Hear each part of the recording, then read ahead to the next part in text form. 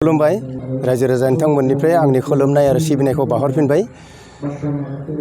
दुलाराय बर' फरायसा आफादनि नामबर दखरा 21थि बोसोरारि रंजालि बैसागु फालिथाय हाबाफारिया जोंनि फुंनि 8:30 रिंगानिफ्राय नामबर दखरा बर' फरायसा आफादनि फिरफिला बिरहोनाय बैसागुनि फिरफिला बिरहोनाय हाबाफारि लोगोसेयावनो उपेन्द्रनाथ ब्रह्मनि बिबार बावनाय लोगोसेयावनो दंफां फुलि गायनाय हाबाफारिया जोंनि फुंनिफ्रायनो जागायजेनदों।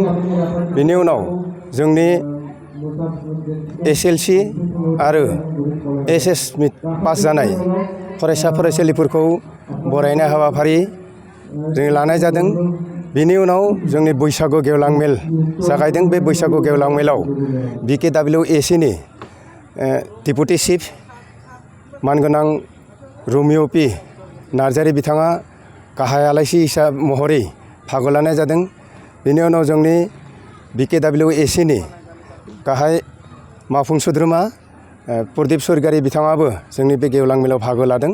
बेनि उनावनो जोंनि बैसागु फोरबोनि जोंनि बैसागु मोसानाय बे हाबाफारिया जागायजेनगासिनो दङ। जोंनि नामबर दखरा बर' फरायसा आफादा सानसेनि हाबाफारि लानानै बे बैसागु फोरबो फालिथायखौ फालिनाय जादों आरोखि।